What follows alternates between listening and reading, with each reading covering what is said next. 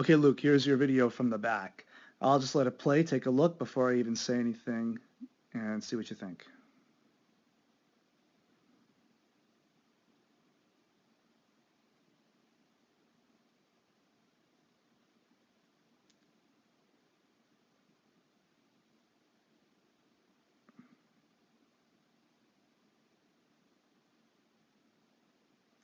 Okay, so let me tell you what I see and how things can be better for you.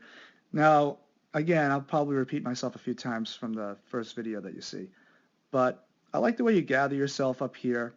But remember, high velocity pitchers, what we know, it's just proven fact from all the case studies, is that once they're able to get their leg, once they're up here and they start to descend, they really start to move the body forward.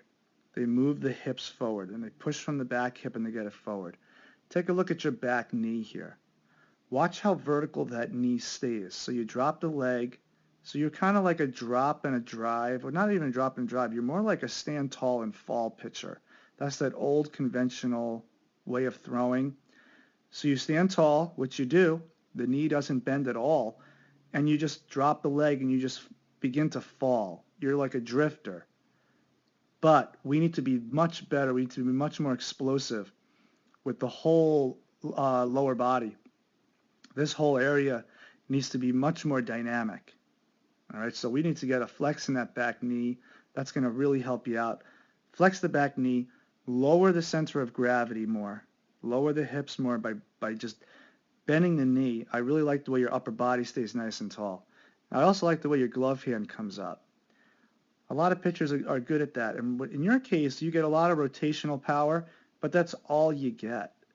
You have no linear power because you're so vertical.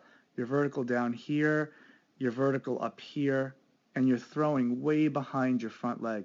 High velocity pitchers get linear and they get their body over their front leg, like way over their front leg by the time they're even in, let's say, this position here. At maximum external rotation, where the arm is completely laid back, most pitchers have their chest way out in front of their knee. From the side angle view at this point, you are like maybe 12 inches behind your knee.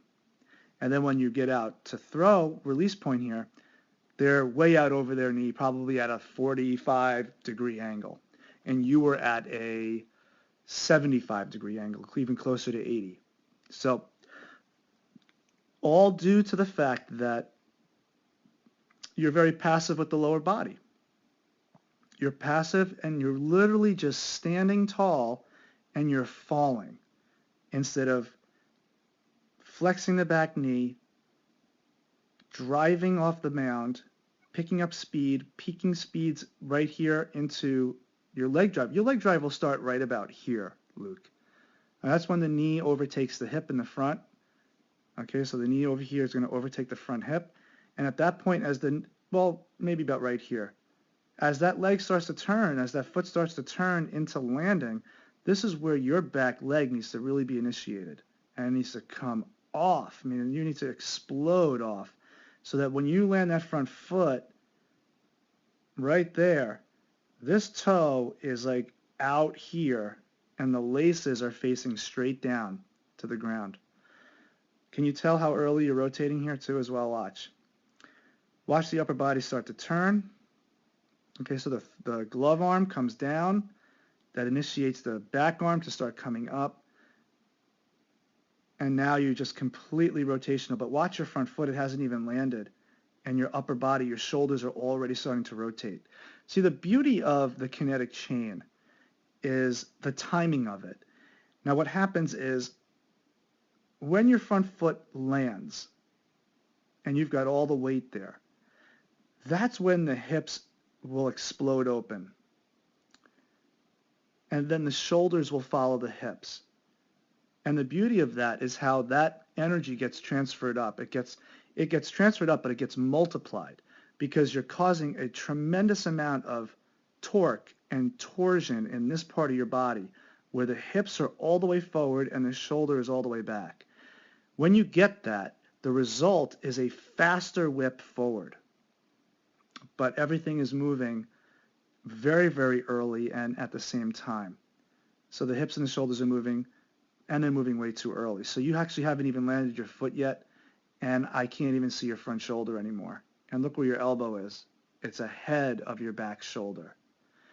So you're probably throwing with some arm discomfort. It's really a vulnerable position to be in because really what you're getting is the high arm action up here is giving you some quick rotation, but that's really all you're getting, and the rotation is happening so soon that you're not able to utilize any of these forces that are going to work against each other, like the hip coming forward and the shoulder staying back, and then thrusting forward when that leg lands and drives the body back. Okay. You also have something called contralateral tilt. You see this here?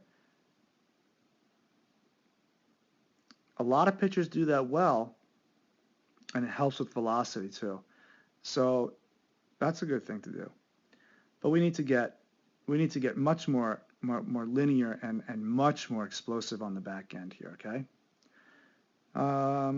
That's pretty much it for now. We have a couple things to start working on, and you've got a lot of potential here because you do throw pretty hard to begin with.